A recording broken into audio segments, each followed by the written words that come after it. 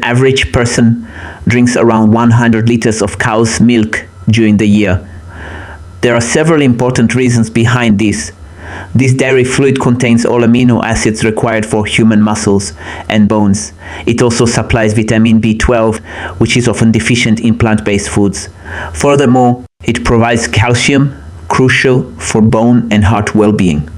First, let's mention what is true and what is a myth about frequent milk consumption. Then, we can explain potential hidden threats linked to this beverage and how to pick the best variety. According to a meta-analysis, people who consume 1 or 2 cups of milk daily for 20 years have a slightly lower risk of ischemic heart disease and stroke.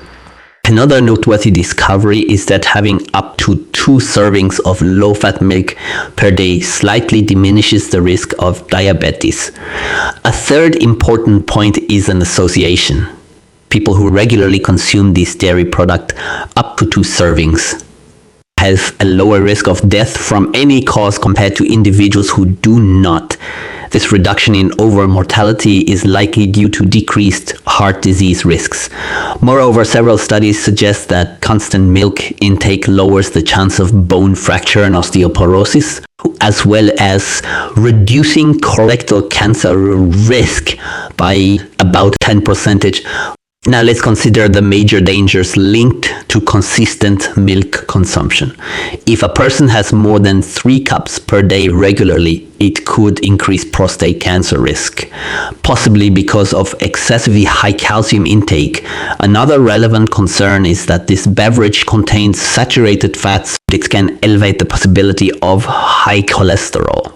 Though over time, more research indicates that dairy fats, especially from milk, may be less detrimental compared to other animal fats. Still, caution is advised. Also, 65% of the global population experiences some level of lactose intolerance, which can cause diarrhea.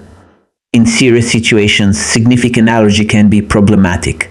There are worries about antibiotics because some cows receive them through feed or direct treatment.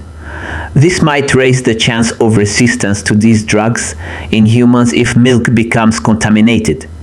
However, this issue is not enormous or definitively confirmed and is monitored in many nations. Naturally, cow's milk includes small amounts of hormones like estrogens and progesterone. Pasteurization and digestion lower them even more.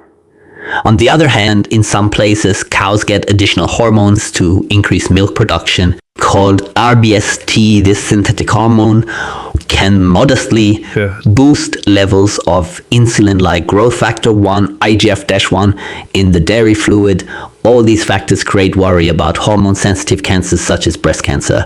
But according to a meta-analysis, there is no decisive conclusion that these hormones increase cancer risk. A third significant concern arises if cows are fed chicken feces. This cheap supplement is banned or tightly controlled in many regions.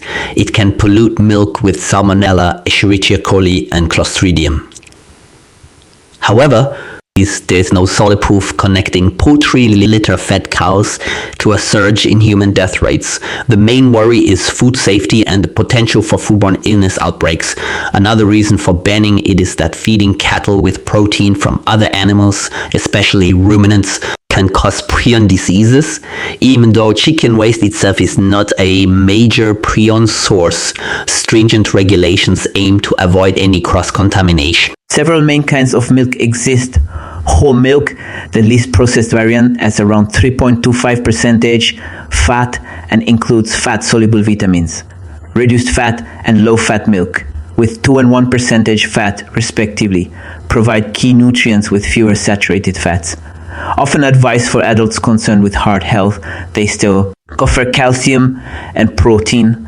Skim milk with 0% fat is beneficial but might not include vitamins A and D unless fortified. Organic milk comes from cows raised without synthetic hormones or antibiotics and given organic feed. Many consumers consider it healthier because of decreased chemical exposure. though it must still be pasteurized. As safety, grass-fed milk is produced by cows mostly grazing on pastures. Such dairy fluid is high in omega-3 fatty acids and conjugated linoleic acid, as well as having slightly more of certain vitamins. Raw milk is unpasteurized and is believed by some to keep more natural enzymes and nutrients. Nonetheless, it carries a higher chance of bacterial contamination and is generally not endorsed in places with strict food safety requirements. Finally, ultra-high temperature milk is heated at very high temperatures to extend its shelf life. Though safe and practical, the extreme heat can alter the flavor and some delicate nutrients more than standard pasteurization. Pasteurization is a heat treatment applied to milk that destroys harmful bacteria and pathogens. The most prevalent and widely recognized method is high temperature short time HTST, which warms the fluid to about 72 degrees Celsius, 161 degrees Fahrenheit, for 15 seconds. This effectively removes dangerous microbes while preserving most flavor and nutrients. Meanwhile, homogenization is a mechanical procedure that breaks down fat molecules, preventing cream separation and creating a uniform texture.